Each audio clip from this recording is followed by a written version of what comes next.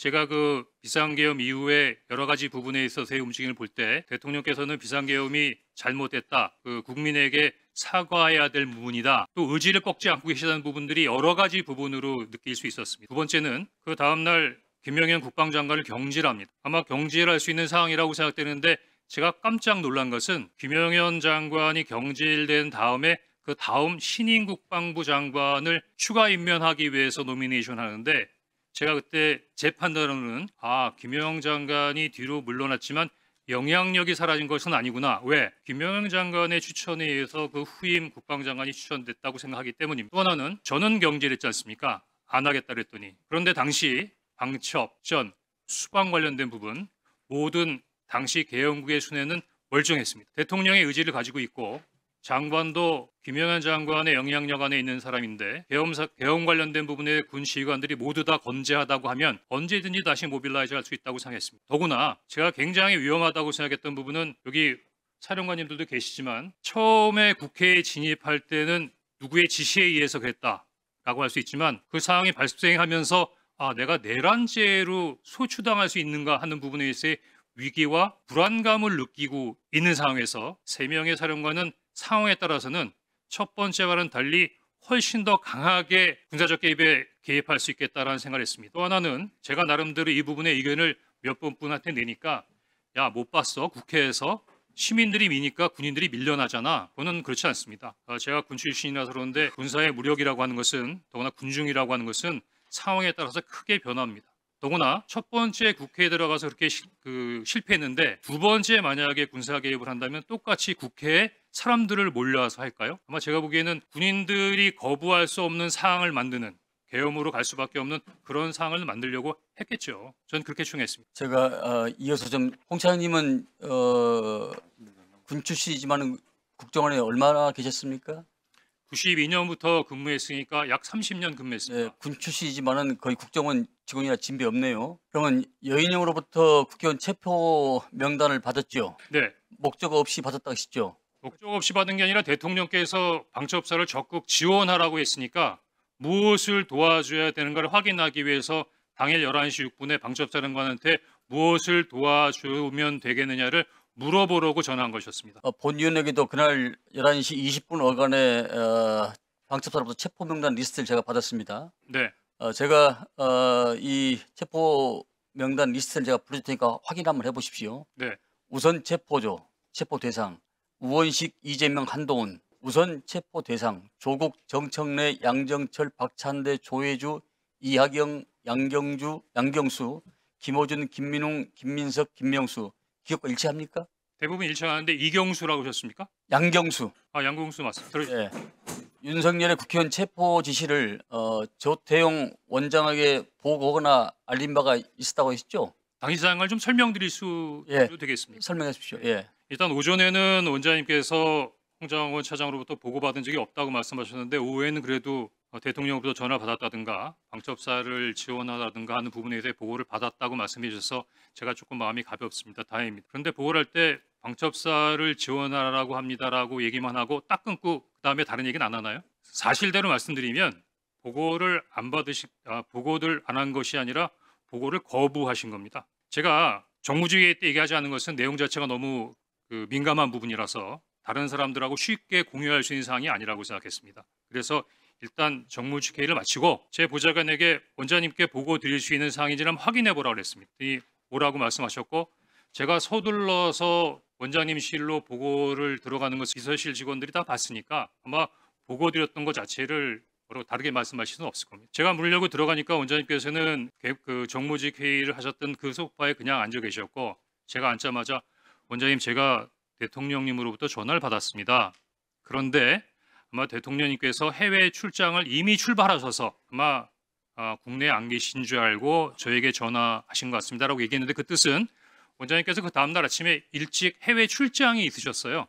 아마 국정원 정도의 출장은 대통령께서도 아셨을 테니까 아마 착오인지는 모르겠지만 왜냐하면 그 이외에는 저에게 전화할 이유가 없었기 때문이죠. 그다음에 아무 말씀 없었습니다. 더구나 비상국무회의에 가서 대통령을 만나고 오셨을 텐데도 비상국무회의에 갔다 왔다는 말씀도 없으셨습니다. 그래서 제가 이어서 대통령께서 방첩사를 지원하라고 합니다라고 하니까 아무 말씀도 없었습니다. 그래서 제가 사실은 조금 좀 놀라시라고. 근데 방첩사에서 지금 이재명하고 한동훈을 잡으러 다닌답니다. 라고 말씀하시니까 다소 의외의 답을 받았습니다. 내일 아침에 얘기하시죠.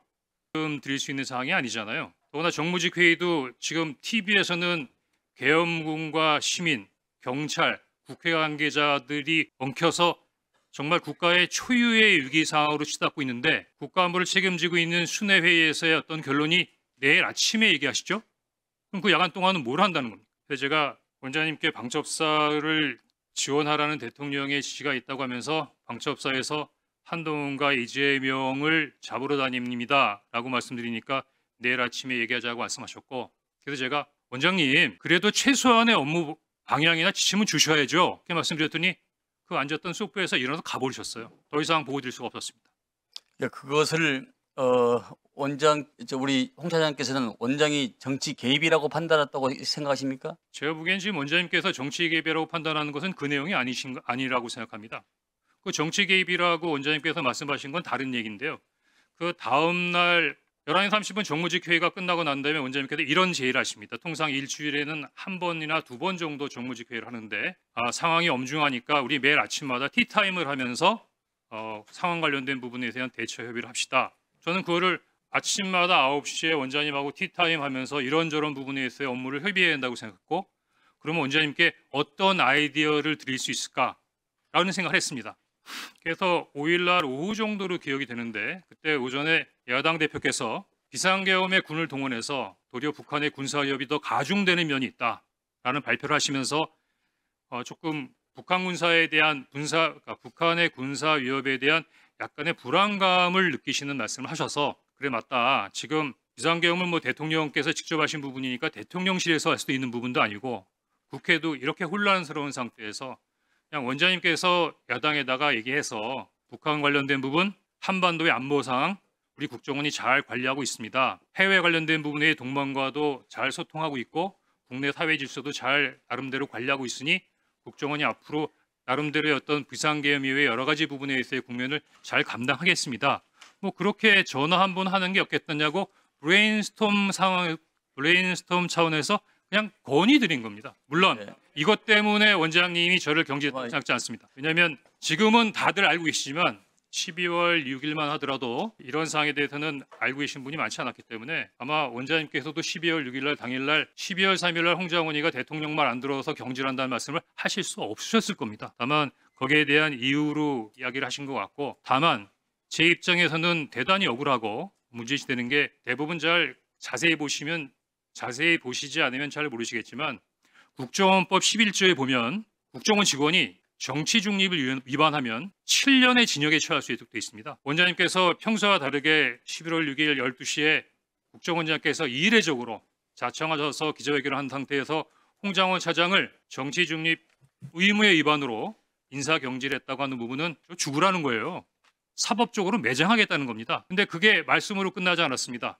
그 다음 날 네이버를 쳐보면 금방 알 수 있는 시민단체에서 저를 고발했고 12월 8일 그날이 대통령의 탄핵이 기각된 그 다음 날 저는 검찰로부터 시민단체가 고발한 정치중립 의무 위반 혐의로 피의자로 검찰에 출두하라는 통보를 받습니다. 그러면은 이 정도면 국회에 공익제보 보호를 요청해야 되는 상황 아닙니까? 네, 맞습니다. 자, 그러면은 우리 홍 차장께서는 경질당한 것이 정치적 보복으로 느끼셨겠네요. 처음에는 저 두 가지로 나눠서 생각해야 되는데 12월 5일에 얘기할 때만 하더라도 저 대통령 좋아했습니다. 시키는 거 다 하고 싶었습니다. 근데 그 명단을 보니까 그거는 안 되겠더라고요. 예를 들어서 위원장님 집에 가셔서 편안하게 가족들하고 저녁 식사하고 TV 보시는데 방첩사 수사관과 국정원 조사관들이 뛰어들어서 수갑 채워서 벙커에 갖다 넣었다. 대한민국이 그러면 안 되는 거 아닙니까? 그런 게 매일매일 일어나는 나라가 하나 있습니다. 어디? 평양. 그런 일을 매일매일 하는 기관 어디? 북한 보위부. 이상입니다. 한 가지만 마지막 질문 드리겠습니다. 국정원 쪽에서 한동훈 대표한테 체포와 관련하여 이러한 전화를 한 바가 있습니까? 그러니까 저를 물어보시는 겁니까? 국정원을 얘기하시는 겁니까? 차장님을 비롯한 국정원 내에서 일단 저는 방금 그 여당 의원님이 말씀하신 것처럼 한동훈이라는 분을 TV 이외에서는 뵌 적이 없고요. 전화 통화한 적 없습니다. 다만 국정원 내에서 어떤 일이 있었던 거에 대한 관련된 사항에 대해서는 특별한 정보 없습니다. 네, 알겠습니다. 들어줬습니다. 위원장님 자, 혹시 부승찬 의원.